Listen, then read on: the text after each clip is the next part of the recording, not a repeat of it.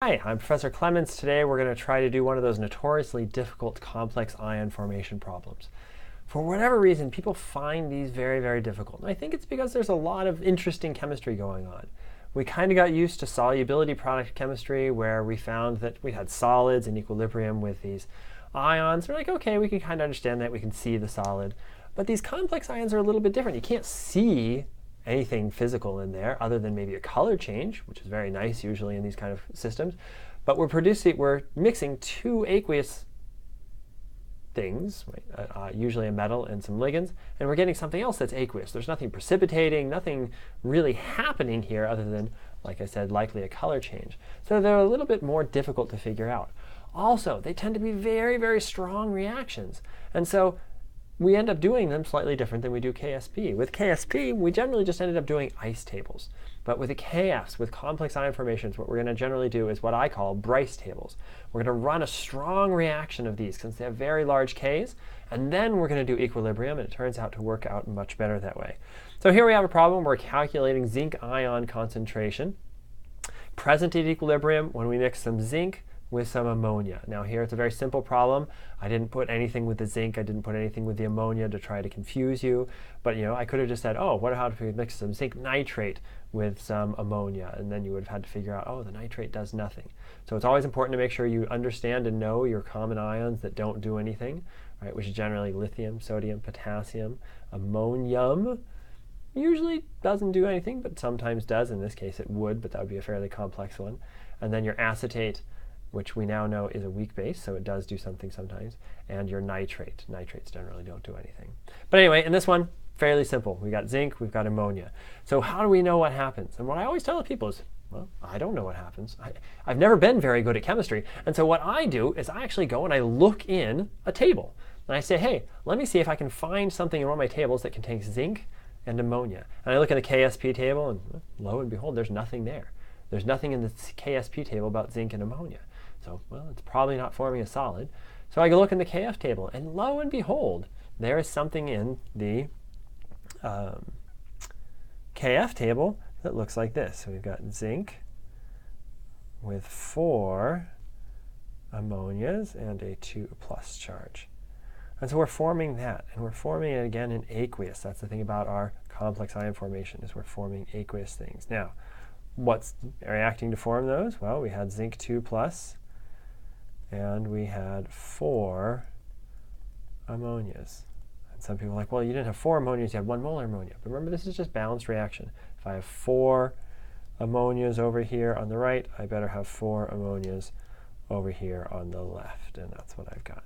OK, so what are we going to do with that? Like I said, we're going to do a BRICE table. So we're going to do a strong reaction. And what I like to do in strong reactions, as I call them, BRs. Before the reaction, then you react it. Then you get your initial conditions for equilibrium. So what do we have? We have 0.100 molar. We've got 1.00 molar. And we've got none of that to begin with. Now, how do we know how much to react?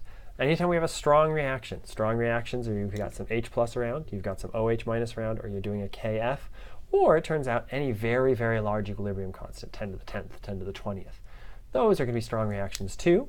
And so what do we have here? Well, let's look it up. We have KF, if you look it up in a table for this guy, is 2.8 times 10 to the 9th. That's a pretty strong reaction. It says we're basically going to go to completion. So what we're going to do is we're going to run to completion first, and then we're going to do an equilibrium. So how do we run to completion? What are we going to run out of first, zinc or ammonia? And it's pretty obvious in this case. We have a lot less zinc. Okay? But remember, we need 4 ammonias for every 1 zinc. So as we use up all of our zinc, minus 0.1 molar here, we need to use up the ammonia in a 4-to-1 ratio. So this is minus 4 times 0.100. The amount of zinc we used 4 times that much ammonia, and then we make 0.100 of that. That's our strong reaction. That's this reaction that just happens, right? If there's a Doberman Pinscher hanging off of one arm and there's a Chihuahua hanging off the other arm, you take care of the Doberman first. Strong reactions are the Doberman. So we're going to take care of that strong reaction. What do we have initially? That means for our equilibrium, we initially have no zinc. What do we have on ammonia? We've got 0.60 molar. And what do we have on our zinc ammonia complex? we have 0.100. Okay, now we're going to do our equilibrium. Which way is the reaction to go? Got to go left. Why? Because we have no zinc. It can't go right. So we're going to make this much zinc. We're going to make 4 times as much of that of ammonia, just from stoichiometry. And then we're going to lose this much of this guy. So what do we get? We get x. We get 0.60 plus 4x. And we get 0.100 minus x. What do we do? Every time we get those E lines, we plug it into our K. My brain froze for just half a second. My K expression. So I got a KF here. And if you look at the form of KF, it's going to be the complex NH3 on top, 2 plus, over the zinc ion, 2 plus, and the ammonia to the 4th. Remember, it's always to those powers in the balanced reaction, and that is 2.8 times 10 to the 9th. We literally plug in things from our E line just directly into that expression, and so we get this 0.100 minus x over x times 0.60 plus 4x to the 4th. Now, if we multiply that out, we get a 5th order polynomial. I don't particularly feel like solving that. Certainly you could use Wolfram alpha or something else like that to solve it. We're not going to do that. What I'm going to do is I'm going to say, well, can I use the small x assumption here? And generally we've used small x when k has been small. We say, hey, look, we're not going to make much product, so x is going to be small.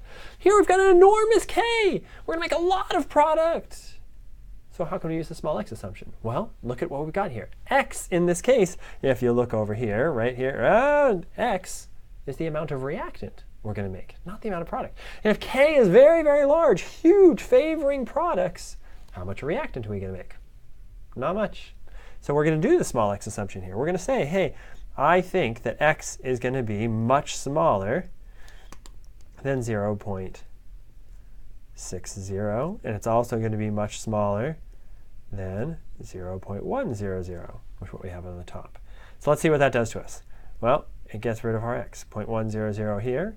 We've got x, and we've got 0.60 to the 4th, and that's 2.8 times 10 to the 9th. A little bit of algebra, rearrange things, and you get that this x is equal to 2.8 times 10 to the minus 10th molar. Is that what we asked for? Well, let's look back up at the table in the question. We asked for the concentration of zinc ion present at equilibrium. Down there on the E line, that's our x. And so, yes, that is what we asked for.